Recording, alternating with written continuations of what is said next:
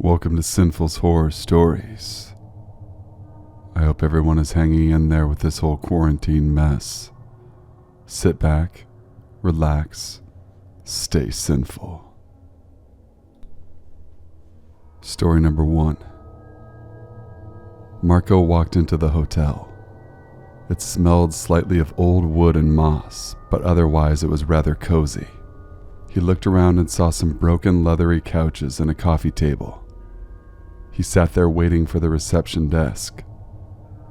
As he was sitting, he looked around. It was something he always did. He always tried to be aware of his surroundings. He saw the normal old wooden desk with pens and papers and an old-fashioned telephone. The floor was carpeted, a red and purple color. There were 2 visible exits, the emergency and the entrance that had a sliding door. There was an elevator directly ahead of the entrance. There was a cleaning closet with the usual sign, staff only. Besides the closet, there was only one other room, sit the sign, 313 on. That was rather unusual, as it was the only room on the ground floor. He stood up and stepped towards it, wanting to investigate a bit more, but exactly as he was reaching for the doorknob, a receptionist clacked out from the elevator. After he received the key to his room, the woman smiled at him and gave him a grave look. "I saw you trying to go into that room over there." She nodded towards room 313. "Yes, that's right. I was just wondering why there was a random room on the ground floor." "Well, actually, you're not supposed to go in there. It's locked, but people still attempt to go in. I suggest you don't try. It's really for your own good." She shook her head with a grin face, indicating the end of the conversation, so he walked up to his room. Marco just assumed it to be another cleaning storage, but on the 3rd day, his curiosity got the better of him. Before he went to work, he decided to peek through the keyhole. It wouldn't hurt to take a small look, right? He lowered himself and looked, but all he saw was a blank white cube room. Nothing. Only white walls and a white floor. It wasn't big or small, but it felt cramped. There was no furniture. The only thing in the room was a woman, who was also wearing a white dress, the same shade as the walls. She had her back turned to the door. Her hair was dirty, seemingly scraggly and knotted. It was quite a strange sight which he didn't think would be easy to forget, but it hadn't been that much of a surprise. He thought of much stranger ideas about the room through the past few days. Thinking as he said, he went to work. That afternoon he returned and saw no one else around. He decided to check up on the woman in her creepy room. When he tried to look through the keyhole, he saw nothing but red. Guessing she had covered the slot with a red cloth, he backed away to bump into the receptionist. She gave him a look of pity. "You looked into the room, didn't you?" He nodded, worried she was going to lose it, but instead she just spoke calmly.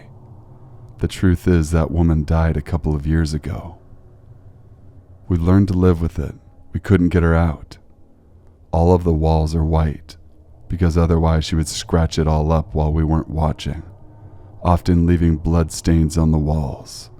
But after we colored the room white, she stopped. Her entire body looks pale white and lifeless too. Maybe you didn't see that. Even her hair is gray, right? Only her eyes aren't white. She has blood red eyes." Story number 2. I'm back on the deep web. I went on the website and I went to the red room. There was a webcam in a dark room, then a light turned on. A middle-aged man chained up with some old bread next to him. There was a chat box. I decided to type hello. Other people responded. One said cut his ear off. Another person said rape him. I read these words in shock. A person in a mask came out with a whip and hit the guy. The guy in the mask came up to the camera and had a card saying my name on it. I was so scared. I typed in the chat, yes. At that time, the host of the Red Room typed, "Do you like the Red Room?" I stopped the show and closed the browser. I heard a bing come from my computer, and it got louder and louder. Then I opened my laptop. It was a video chat. The man in the mask started typing in the chat box. The words said my full name, my birth date, and my address.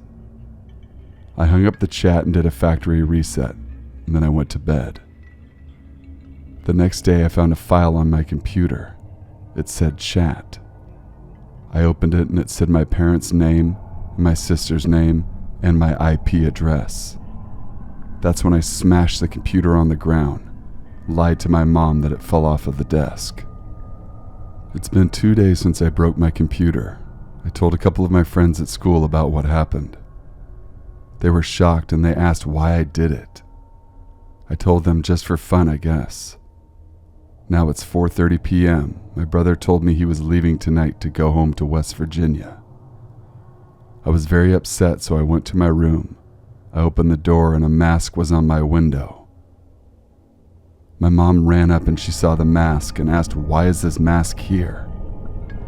I told her I didn't know. Of course she didn't believe me. October 23rd, 2013. It's 1 a.m. and I heard loud crashes downstairs. I go downstairs with my baseball bat to investigate.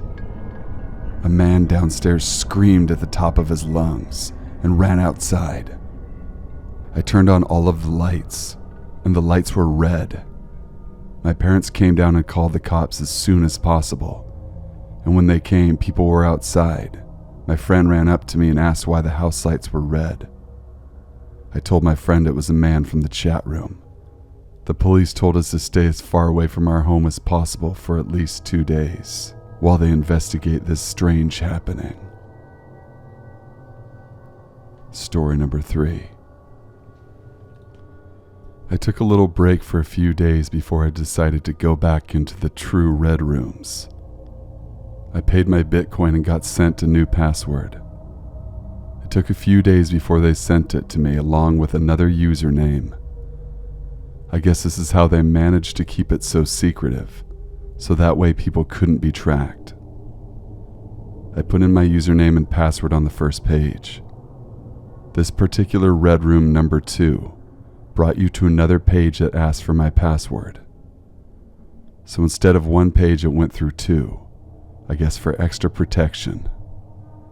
A bright red screen flashing big black letters read, "Live Dissections Inc." Underneath the black box was the list of IP addresses that were recorded. Besides each one were the words, "Permitted" or "Banned." I assume some people abused their privilege on this site, or possibly tried to hack it. They wanted those people to know they were being watched. As for the rules written on the site, they were simple. Number 1, you can pick and choose from a list of surgical tools. There were cranium drills, bone saws, rib knives, and all types of cutting and dissecting instruments. The list went on and on. Number 2, you must keep paying Bitcoin to keep playing. You communicate what you want done to the victim through the chat box. You are not allowed to chat with other users or make comments to them.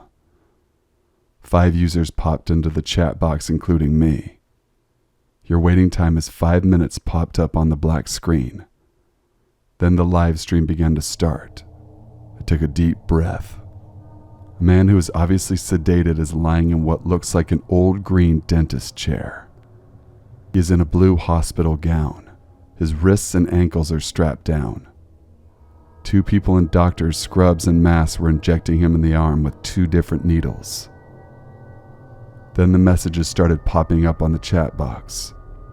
One user typed, "I want to see an amputation of the arm, please." Another said, "Drill his head open and pull his skin down over his face like they do with autopsies." Another user wanted a complete organ dissection. Other users typed in foreign languages that I couldn't understand. I I want to puke. I could clearly see the poor man had labored breathing. They must have made him very sedated. All these people were sickly bidding on what they wanted to see. The surgery that won was the arm amputation. I was glad I would not have to view the other two. I don't think I could have stomached that. The user, C Dead Riser 5893, must have paid the most Bitcoin. I saw one of the surgeons grab a scalpel as the camera zoomed in. Then he began to cut through the man's hairy arm right above the elbow. Yuck. The guy was alive and dark red blood started gushing out of his arm onto the floor. You could see the muscle twitching underneath as the camera zoomed in on the pinky, fleshy, bloody mess. Now C Dead Riser 5893 was typing in the chat box. Yes, oh yes, this is fucking amazing. I'm getting off right now on this shit. What looked to be a huge towel or gauze pad was placed between the cut open tissue and stuck completely through the arm. You could see it hanging out the other side. The hairs on my neck began to stand up. He then began to move it back and forth through the tissue in a sawing motion. He was cutting away the remaining attached tendons and ligaments, I guessed. Suddenly the man started to wake up and moan in pain. His eyes looked a bit squinty. He looked down and literally fainted on the spot. They injected him again with a needle. I wanted to look away. Another username, Urgent Surge 666, who seemed to know all the steps of an amputation, typed, "Use the bone saw and cut it off." Now what looked to be a bone saw was picked up. It looked very eerie with its sharp little teeth like points. The surgeon gave a thumbs up to the camera and began to saw straight through. The saw hummed as I could see little particles of white bone going up in the air. Scissors were used to finish cutting away the globs of flesh still left in place. And just like that, the arm was pulled away. The surgeon tossed it towards the camera. It hit the ground with a loud splat. I wanted to turn the computer off. Our victim was now an amputee. There was a lot of blood coming out. The victim started turning an ashy gray color. This guy was going to die and bleed out. Do you want the artery to be clamped off, or do you want him to bleed out? Popped up on the message in the chat box.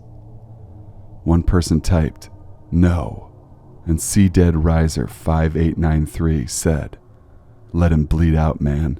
He's not going to want to wake up after all of this." I couldn't believe how casual he was about leading this man to his impending death. I found myself yelling at the computer, "Clamp it off! Clamp it off!" I knew if I wanted results I would have to pay more Bitcoin, so I did. I typed in, "Clamp it, save his life." I was this poor guy's lifeline while he was at the mercy of a bunch of crazy people who wanted him dead. My heart was beating out of my chest. I was sweating and about to have a panic attack. "Kelly clamps," shouted the surgeon. I felt relief as he clamped the bleeding artery off. Thank God. Then the nub was dressed with gauze to stop any extra bleeding. Then the worst part was when the guy finally woke up. He was laying there for about 15 minutes and the surgeon were slapping him on the face and laughing. Laughing. He was coming to and in shock. I could see the surgeons undoing the straps and helping him sit up.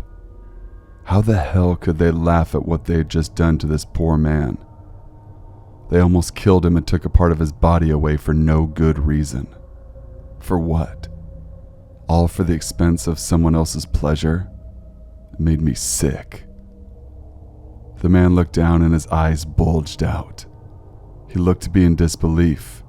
"My arm," he shouted with a hoarse-sounding voice. I could see the nub moving as if he was trying to figure out where his arm went. His mouth hung wide open. The surgeons were patting him on the back. He began to cry. One of the surgeons motioned for the camera to be shut off. Everything went black. The live stream was over. I shuddered. Unfortunately, I still had 3 more rooms to go. Story number 4. You're on your computer or laptop in your room when a pop-up appears. It's a red flash pop-up that says, "Do you like?" A little girl's mangled voice repeats the question. Do I like? Like what? You think, puzzled by the abrupt end to it. You click the exit button, but the words change. The words read, "Do you like red?" The little girl's voice becomes more mangled as she asks the questions. Do I like red? You think, confused at the question and frustrated that you can't get off the pop-up.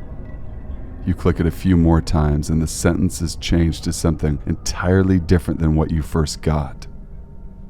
The sentence reads, "Do you like the red room?" The little girl's mangled voice asks the question. Do I like the red room? You think in a rage and extremely confused. What is the red room? Then a website pops up. Just a black page with no URL or any buttons to exit out of. There's a list of names and you scan them carefully. You notice that your friends' names are on there, and your name's at the bottom of the list. You feel something behind you.